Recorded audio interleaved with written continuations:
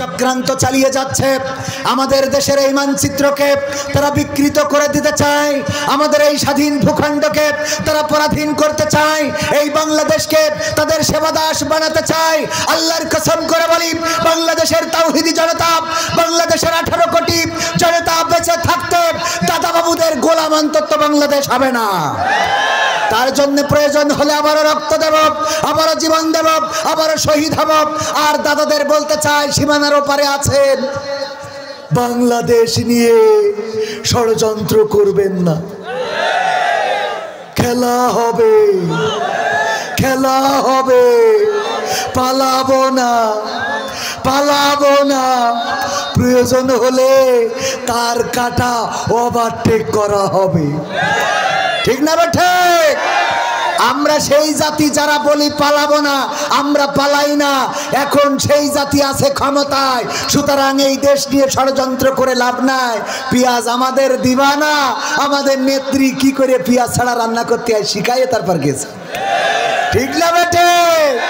এখন তোগের পেঁয়াজ তুরা খা, আমরা পেঁয়াজ ছাড়া রান্না জানি, সেইটা শিখায় তারপরে আমার নেত্রী গেছে, ওখানে যেও শিখাচ্ছে যে পেঁয়াজ ছাড়া কি করে খাতি হয়।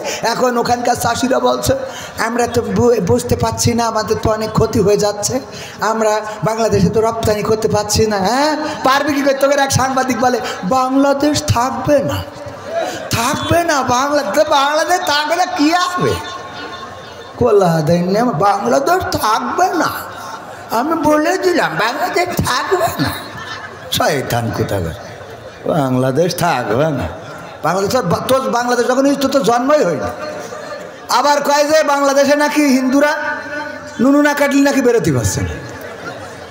শয়তান এই টেলিভিশনে এই কথা বলে। বাবা তুমি বুঝবা না, এটা মুরব্বীরা বলে, এইটা ওই বলে না, বলে না। আমি বললাম এই দেশে তো কাটা হচ্ছে না, এটা ঠিক। তোরা যারা বলছিস চলো চলো বাংলাদেশ চলো, আইসো, তার কাটারি কেটে আমরাও ক্যাসি নিয়ে বসে আছি, কাটবো আর ঢুকাবো। আমরা জিজ্ঞেস করবো, দাদা কেটে এসেছেন নাকি গিয়ে কাটবেন? ঠিক না বেটে? কলকাতায় খালি তোমরা ডায়লগ দিতে পারো তা না, যে দাদা খেয়ে এসেছেন নাকি গিয়ে খাবে। আমরা বলবো দাদা কেটে এসেছেন নাকি গিয়ে কাটবে। শয়তান। বাবরি মসজিদ ভাঙে কারা? ভেঙেছে কারা?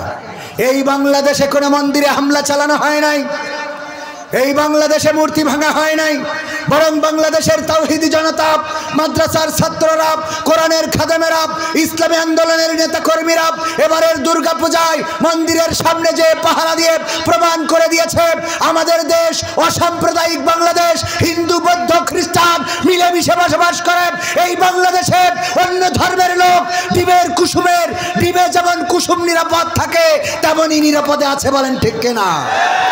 আর আমার দাদার দেশ তারা তো হলো ওরা যারা আমার বাবরি মসজিদটাকে অটল বিহারী বাজপেয়ী উগ্রতা সৃষ্টি করে রাম মন্দির আছে বলে মসজিদ ভেঙেছিল, এবং সেই মসজিদ ভেঙেই ক্ষান্ত হয় নাই, সেখানে রাম মন্দির বানিয়ে এই নরেন্দ্র মোদী সরকার 2022-এ উদ্বোধন করে সর্বশেষ ব্রেকটা মেরেছিলেন।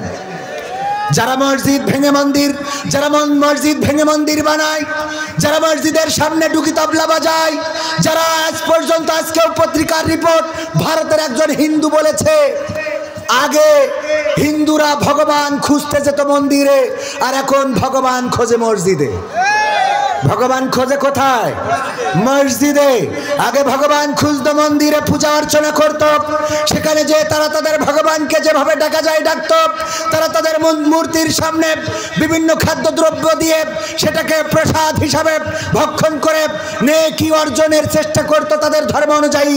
আর এখন তারা মসজিদ ভাঙার জন্য প্রস্তুতি শুধু নেয় নাই, বরং ভারতে মসজিদ ভাঙার একটা ইমেজ তৈরি হয়েছে, মসজিদ ভাঙার জন্য একটা যেন নতুন করে প্রজেক্ট হাতে নিয়েছে এই মোদী সরকার, বিজেপি সরকার। তারা মসজিদে মসজিদে ভগবান খুঁজে চলেছে। মসজিদ ভেঙে মুসলমানদের কলিজায় আঘাত করো, মুসলমানদের কলিজায় আঘাত করে হয়তো ক্ষতবিক্ষত করতে পারো, কিন্তু তোমাদের তাকদিরে আঘাত পড়ে, তোমাদের ভাগ্যের পরিবর্তন হয়ে যায়।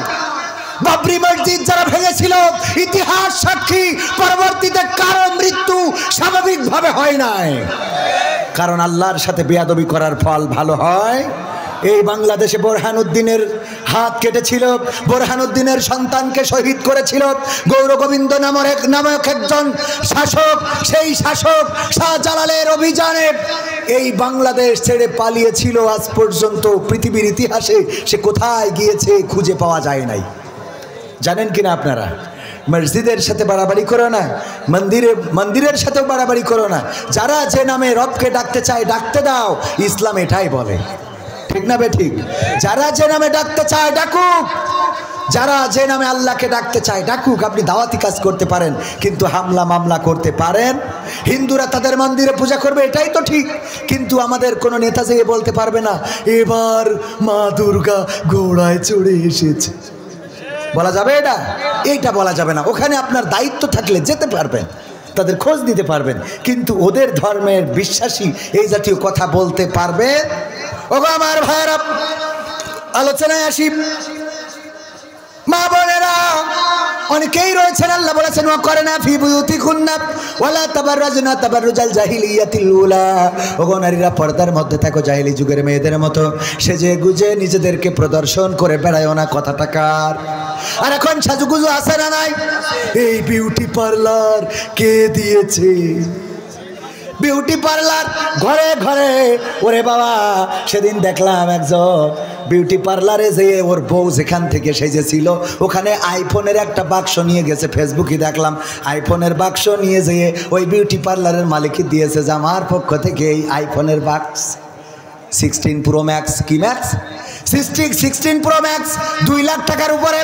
ওই বিউটি পার্লার আলা পেয়ে তো ওরে খুশি। এত বড় দামি পুরস্কার কেউ তো দেয় না। বক্স ওপেন করার পরে দেখে ওখানে ব্রিটিশ আমলের নোকিয়া 1100 মডেলের একটা ফোন। সহ্য কি না করে পারা যায়? ওতে আবার লিখে দিয়েছে এখন মজাটা কেমন লাগে, তুই আমার যে মালটা দিছিস সেই করেই তো দিছিলি। কথা কি বোঝা গেছে? যে মালটা দিছিস 1 বছরের পরে নোকিয়া 1100। অথচ যখন বিয়ে করলাম মনে হইল 16 pro max, iPhone, Samsung ultra কি জানো, আলট্রা 5G। স্যামসাং আমার রকিরা ভালো বলতে পারে, ওরা আবার আপডেট মডেলের, আমি তো আবার আগের মডেলের।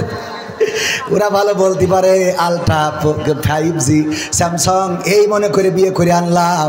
আর 1 বছরের পরে সব ফাঁকা ফাঁকা ফাঁকা ফাঁকা। এবার গান গায়, আমি পারি না আর পারি না, আমি কেন মরি না, আজরাইল কি চিনে না আমারে গো, আমি পারি না আর পারি না, হয়তো 2 দিন পরে মরবো, আগে মরলে কি ক্ষতি।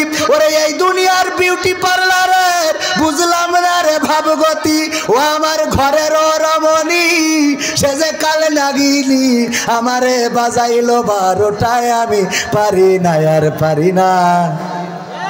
কথা কয় না। তবে পুরুষদের ধন্যবাদ দিতে হয়, এরা এই ভালো যে বলে আমি পারি না আর পারি না, আমি কেন মরি না, হয়তো 2 দিন পরে মরবো, আগে মরলে কি ক্ষতি। আর আমার মা বোনেরা যদি এই গান গাইতো তাইলে বলতো আমি পারি না আর পারি না, আমার স্বামী কেন মরে না, আজরাইল